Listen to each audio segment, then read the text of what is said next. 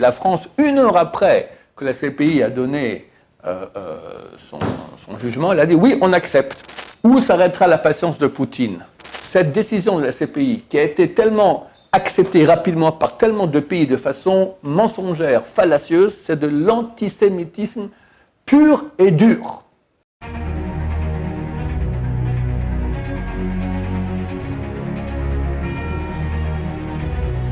Ce jour dédié pour le Rifra Shema de Nathalie Bat-Saada Bezrat Hashem. Donc tout le monde est au courant que la CPI, Cour pénale internationale, il faudrait rajouter CPIM mensongère, a prononcé un mandat d'arrêt contre Benjamin Netanyahu et contre Yoav Gallant, l'ancien ministre de la Défense, et contre Mohamed Def, de mémoire non bénie, un des chefs du Hamas, d'accord. Il a aussi un mandat d'arrêt, mais il est mort déjà. Bon, alors ça ne coûte pas grand-chose de faire une chose pareille. Et c'est évident que c'est un scandale phénoménal, parce que, comme l'a dit Benjamin Netanyahu, on a le droit de nous protéger. Hamas nous a attaqués alors qu'on était en paix. Il faut comprendre que Gaza est un pays qui est nourri par Israël. On leur donne l'électricité, la nourriture, l'eau, de l'aide. Sinwar, le chef du Hamas, a été soigné ici en Israël, à l'hôpital, gratuitement, soigné et guéri, d'accord? Et lorsque Tzahal, après ce qui s'est passé le 7 octobre, on a été des violences absolument pires que les nazis ont été faites au peuple d'Israël, gratuitement, alors Israël rentre à Gaza pour annihiler le Hamas. Évidemment, ils utilisent la population civile comme bouclier civil, mais Israël fait tout pour éviter les civils. Ils ont envoyé des millions de messages, des millions de tracts, de messages, d'appels personnels aux Arabes de Gaza pour leur dire « dégage, on va attaquer ». Et ceux qui ne dégageaient pas, c'est de leur faute.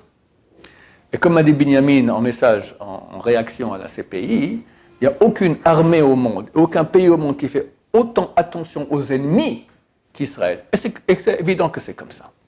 On n'a jamais entendu que des soldats israéliens aillent violer des femmes, des ennemis. Alors que dans toutes les guerres, dans tous les pays, c'est comme ça. Jamais en Israël une chose pareille. Comme me dit Shimon Peres à l'époque, le problème avec les Palestiniens, c'est qu'on a plus pitié, nous, de leurs enfants que eux. Ils envoient leurs enfants avec des bombes se faire sauter, alors que nous, on n'ose pas tirer sur l'enfant, et boum, alors on saute, et on a des morts et des blessés. Parce qu'eux envoient leurs enfants comme ça, minés contre nous, etc. C'est un scandale énorme. C'est vraiment la preuve que c'est la fin du monde occidental. Et ça arrive à quel paracha? Parashat Hayesara, qu'on a lu hier, Shabbat. À la fin de la paracha, c'est marqué que Ishmaël a vécu 137 ans. Il a vécu dans certaines régions, appelé Kolerav Nafal, et il a Nafal en face de tous ses frères. Nafal, comme moi j'explique là-bas, il s'est étendu. Ces populations sont étendues face à l'Égypte, etc. Il donne les régions où ils ont habité les descendants de Ishmaël, les Arabes. Le Tour, Baal HaTourim, c'est un très grand rabbin au Moyen-Âge qui dit Nafal, tout le monde sait en hébreu que ça signifie tomber. Il dit alors, tu as le sens simple qui parle de la descendance de Ishmaël qui se sont étendus dans ces régions-là, mais au niveau allégorique, pour nous dire, la paracha qui vient d'après, c'est El et Toldot Yitzhak ben Avraham. Voici la descendance de Yitzhak ben Avraham. Pour nous dire qu'à la fin des temps, quand tombera Ishmaël, alors viendra le Mashiach, qui est la descendance de Yitzhak ben Avraham. Et moi, je pense que tombée cette semaine, cette sentence de la CPI, elle est tombée justement cette semaine-là pour nous dire que c'est la fin de Ishmaël. Pourquoi? La fin, c'est pas quand tu disparais. C'est quand tu fais des actes qui sont tellement tordus que quelque part tu vas signer ton arrêt de mort. Tous ces pays qui ont participé et accepté la France 1 heure après que la CPI a donné son jugement, elle a dit oui, on accepte. D'accord? 1 heure après. Et ainsi l'Espagne, etc., beaucoup de pays. Il y a des exceptions, Baruch Hashem. Pourquoi? Pourquoi ils font ça? C'est politique. C'est antisémite, et c'est surtout que c'est des pays où il y a beaucoup d'argent du Qatar ou d'autres pays qui a été investi. Et politiquement, ils ne peuvent pas aller pour Israël clairement. Donc chaque fois qu'ils peuvent aller contre Israël, ils vont contre Israël. Mais il y a des limites au mensonge. C'est absurde. c'est l'armée qui fait le plus attention à ne pas tuer des civils au monde. Et ça, c'est clair pour tous ceux qui veulent être honnêtes. Et tu nous accuses de crimes contre l'humanité? Non, mais c'est absurde. C'est absurde. Moi, je pense que nous sommes très très proches de la fin. Comme vous savez, j'en parle beaucoup. C'est écrit qu'à la fin des temps, il y aura une grande guerre. Cette grande guerre, elle peut arriver à chaque moment. On sait qu'aujourd'hui, il y a une guerre en Ukraine. Ces crétins finis d'Américains, de Français et de Britanniques ont dit à Zelensky « envoie des missiles américains contre la Russie ». Il a envoyé. Poutine a dit « attention, pour moi, c'est une déclaration de guerre. Ces missiles ne sont même pas, envoyés par des Ukrainiens, ça ne va pas le faire. C'est envoyé par des soldats américains. » Et il a déployé son système de missiles atomiques. Il a envoyé un missile pareil, balistique, sur l'Ukraine, sans l'ogive atomique, pour montrer qu'il peut le faire. Ce matin, on m'a dit que les Ukrainiens ont encore envoyé d'autres missiles pareils en Russie. On m'a dit ça ce matin. Où s'arrêtera la patience de Poutine? Je ne sais pas. Mais Poutine, c'est quelqu'un de pragmatique. S'il faut, il ne va pas hésiter à utiliser la bombe atomique. Il ne va pas faire une bombe atomique pour faire sauter tout Paris, du moins au début. Il va y avoir quelques petites bombes tactiques comme ça sur l'Ukraine. Évidemment, l'Amérique, elle n'a rien à faire. D'ailleurs, Poutine et Trump sont des bons copains. Il ne va pas attaquer l'Amérique, mais la France et la Grande-Bretagne, qui ont des armes atomiques, vont dire comment tu oses, ils vont commencer à réagir aussi. D'ailleurs, on m'a dit que Macron voyait sérieusement peut-être l'éventualité d'envoi de troupes françaises là-bas en Ukraine. On peut arriver en quelques minutes, secondes, jours ou semaines à une guerre atomique dans le monde. On commence en ping-pong, après on passe en tennis, après en pétanque, on finit en missile balistique atomique. Ça peut aller très très très très vite. C'est écrit qu'avant que Mashiach vienne, il y aura une grande guerre dans le monde, 2/3 de l'humanité disparaîtront. Et comme j'ai dit dans un autre cours dernièrement, c'est marqué aussi dans Yoel, ça c'est écrit à la fin de Zacharie 13, ceux qui veulent voir cela là-bas, et dans Yoel 3, c'est marqué qu'il y aura aussi des choses terribles, la lune va se changer, deviendra rouge, d'accord. Alors les commentateurs disent, c'est pas qu'elle devient rouge, mais tellement il y aura de sang, tellement ça va être terrible, c'est comme si elle devient rouge. Et il y aura là-bas, elle s'est marquée là-bas qu'il y aura des colonnes de feu en forme de palmier. Tout le monde sait qu'est-ce que c'est. Donc on est très très proche d'un conflit qui peut être terrible. C'est pas forcé, c'est pas forcé. Ça dépend de la politique, je sais pas qu'est-ce qui va se passer, mais c'est tout à fait possible, à mon avis. Dieu va amener Mashiach très bientôt. Et il se peut que 2/3 de l'humanité vont être effacés. Qui? Ben c'est clair, les ennemis de Dieu. C'est écrit dans les Tehillim. Tes ennemis se sont levés contre Israël. Et de là déduisent les salles d'Israël. Les ennemis de Dieu sont les ennemis d'Israël, les ennemis d'Israël sont les ennemis de Dieu. Cette décision de la CPI, qui a été tellement acceptée rapidement par tellement de pays de façon mensongère, fallacieuse, c'est de l'antisémitisme pur et dur. Bibi Netanyahu a dit, c'est comme l'affaire Dreyfus. C'est très juste. C'est très juste. Et je vous une petite parenthèse, après je continuerai sur le pourquoi de la guerre. L'État d'Israël a été créé par un mouvement sioniste athée. À la base, Theodor Herzl. Comment Theodor Herzl a eu l'idée de créer un État pour les Juifs? C'était un journaliste allemand qui était envoyé pour écrire un article sur l'affaire Dreyfus. Le soldat juif Dreyfus, qui a été à tort accusé d'espionnage, et il a vu les foules françaises crier « mort aux Juifs, mort aux Juifs, mort aux Juifs ». C'est pas possible, ce peuple-là, il souffre trop. Il faut que ce peuple soit comme les autres. On va créer un État pour le peuple juif, comme ça on sera un pays comme les autres. Il n'y aura plus de haine du peuple juif. Et comme ça a commencé le mouvement sioniste athée. Alors, Baruch Hashem, grâce à cela, le monde juif religieux a pu revenir en terre d'Israël. Et beaucoup de balais de Tchouva. Aujourd'hui, on est en terre d'Israël, un monde religieux, Baruch Hashem très puissant. Dans la Torah, Baruch Hashem, il y a beaucoup de Tchouva aussi. Mais tout le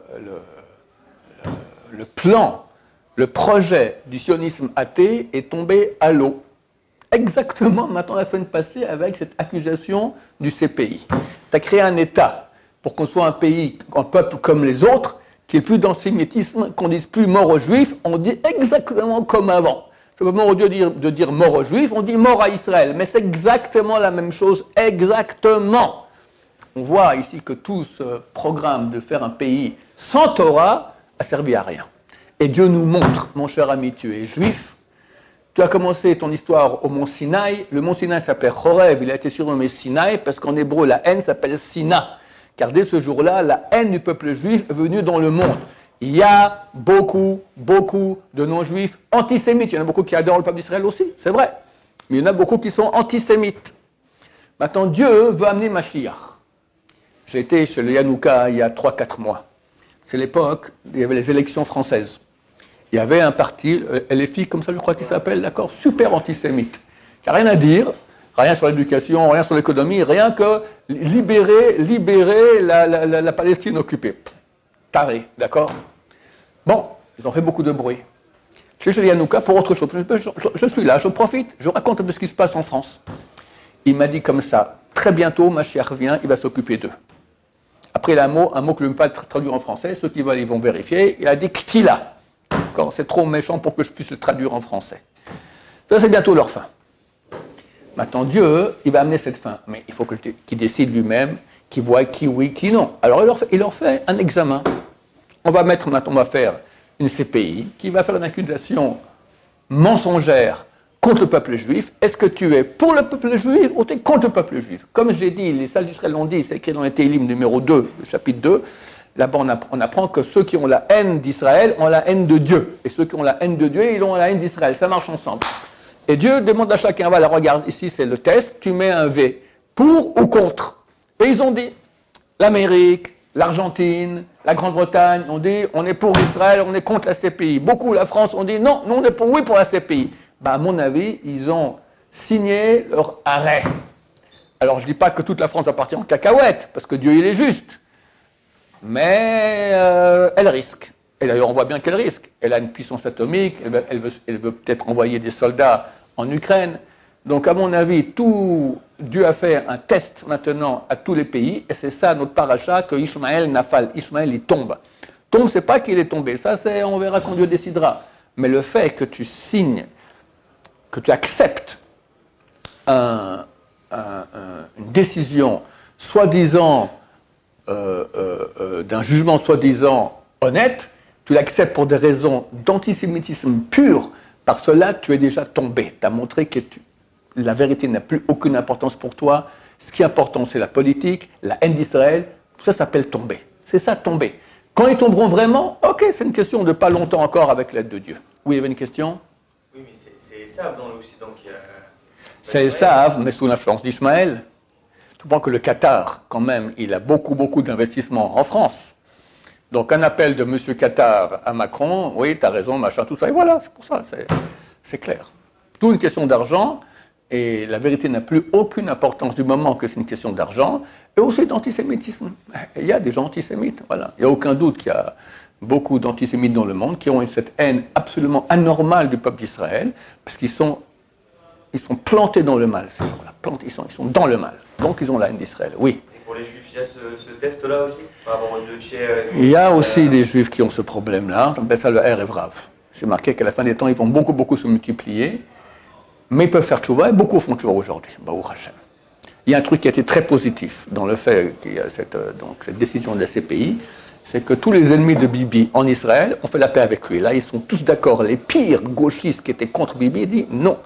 On est d'accord avec lui. Ils ont compris que c'est une attaque contre le peuple juif. C'est pas politique contre Bibi, c'est contre le peuple juif. Et c'est quelque part, c'est très bien. C'est écrit que le peuple d'Israël est comparé à l'olive. L'olive, c'est amer. Mais c'est marqué que quand tu presses l'olive, il y a l'huile d'olive qui sort. L'huile d'olive, c'est très bon. On peut faire des bonnes salades, on peut faire de la lumière avec cela. Quand on presse le peuple d'Israël, le bien, il sort. Là, on a été pressé par la décision de la CPI, mais tous les Juifs ont ressenti maintenant on est devenu copains. On était ennemis, on devient copains parce qu'on est attaqué par les gens de l'extérieur. On comprend maintenant qu'il y a cette haine internationale contre le peuple juif. Alors d'un côté, c'est positif. J'espère que ça va accélérer la venue du Mashiach.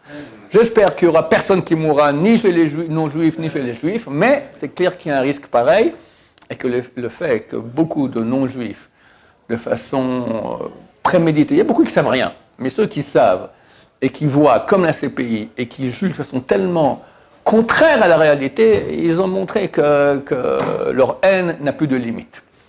Voilà. Des questions, chers amis? Oui. Sinaï et Sina. Sina, c'est pas Chine et Sina, c'est un signe. Ça revient au même, ça se ressemble. C'est vrai, Sinaï c'est avec un Samer, et Sinaï c'est avec un Sin. Mais c'est une dracha de Chazal, c'est une explication des sages d'Israël qui ont dit cela, parce que ça se ressemble au niveau de la prononciation. Ça arrive souvent qu'il y ait des explications de ce type-là. Oui. Et un juif lambda, il a rien à craindre pour Mashiach. Il y a quand même Alors, c'est écrit là-bas dans chapitre 3 de Yoël que ceux qui sont en Israël, tout ira bien. C'est marqué qu'à la fin des temps, le dernier verset de Yoël, il dit Venikati damam lo nikati v'Hashem shochen betzion. Je vengerai le sang que je n'ai pas encore vengé. Dieu va venger le sang des Juifs qui s'est écoulé, tous les Juifs qui ont été tués, comme ça, par tous nos ennemis. Et Dieu demeure à Sion. Or, il n'y a pas de rapport, a priori, entre le début du verset et la fin du verset. Alors, le plus grand commentateur là-bas, un des plus grands commentateurs de la Bible, c'est le Metsudot, il explique comme ça. Il dit qu'à la fin des temps, Dieu va juger tous nos ennemis. Et... Attends, quand ils verront que leur sentence est signée la mort, ils vont se dire on ne va pas mourir tout seul. Si déjà on crève, pas tout seul, les Juifs aussi avec nous. Ils feront tout pour qu'on disparaisse. Comme un peu l'Iran aujourd'hui. L'Iran, ils sont à 2 doigts de leur fin. Mais ils sont prêts. Ils sont prêts à ne pas faire la paix avec nous, alors que nous, on est d'accord, on peut faire des accords. Ils sont prêts à envoyer tous leurs missiles, etc. Même s'ils savent qu'ils vont crever à cause de ça, parce que l'Amérique va leur rentrer dedans et nous aussi, d'accord. Ils sont prêts à cela, histoire de ne pas nous laisser continuer à vivre. Amalek, exactement. Alors quand Dieu va venger le sang des ennemis d'Israël, ils vont se venger de nous aussi. Alors c'est marqué, Vachem Shochan Metzion, Dieu demeure à Sion. Explique le Metsudot. Ils ne pourront rien faire, parce que Dieu demeure à Sion et protégera Israël. On voit qu'il y a une protection d'Israël anormale. Beaucoup de missiles qui sont envoyés contre nous, il y a un taux absolument non proportionnel entre les Juifs qui sont tués par ces missiles et les populations autochtones qui sont en Israël qui sont tuées par ces missiles. Il y en a beaucoup plus de populations autochtones. C'est complètement anormal ce qui se passe ici. Donc on voit qu'il y a une protection spéciale. Cette protection, elle est en Israël. À l'étranger, c'est décrit dans Yoël chapitre 3, seront sauvés ceux qui vont invoquer Dieu. Ceux qui vont appeler Dieu, ils vont faire tchouva. Pézat Hachem se rapprocher de Dieu. Non, mais cette octobre s'est passé en Israël et pourtant c'était terrible. Ce qui aurait dû se passer après le 7 octobre, ça aurait dû être des centaines et milliers de fois pire.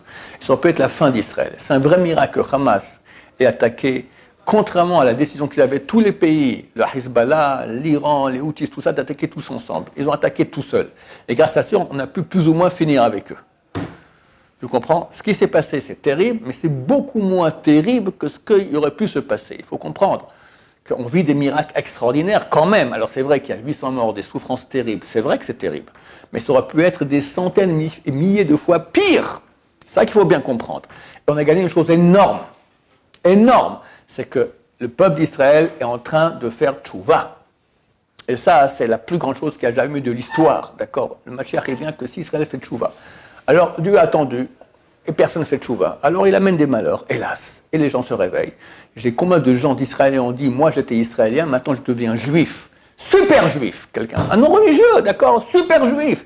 Ça a réveillé l'identité juive chez beaucoup de gens. On a envoyé les yeshivas faire slichot. Ici, en Elul, l'année passée, il y avait 30 000 personnes. Là, ils n'ont pas pu rentrer dans la vieille vie. Il y avait 100 000 personnes. 100 000, ils viennent d'où? Ce n'est pas des religieux qui étaient là-bas. C'est des moyens ou rien du tout. Même pas de kippa, d'accord? 100 000 à Jérusalem pour les slichot. Ça veut dire quoi? Ça veut dire que beaucoup de juifs font tchouva. Hélas, les souffrances que le peuple endure font que le peuple juif comprend qu'il doit se rapprocher de Dieu. La décision de la CPI, elle va dans ce sens très fort. On comprend qu'on est entouré d'antisémites, qu'on fait tout pour leur plaire, et au contraire, ils développent notre haine contre nous. Beaucoup d'Israéliens, c'est très important pour eux quelle image tu as par rapport aux goïms. Là, tu vois, tu es l'armée qui fait le plus attention aux civils, et tu es accusé exactement du contraire de la vérité. Donc, toi, ça ne sert à rien, mon cher ami, reviens vers Dieu. Cela sera notre message de fin. Revenons vers Dieu, la fin est très, très proche. Amen, ve amen.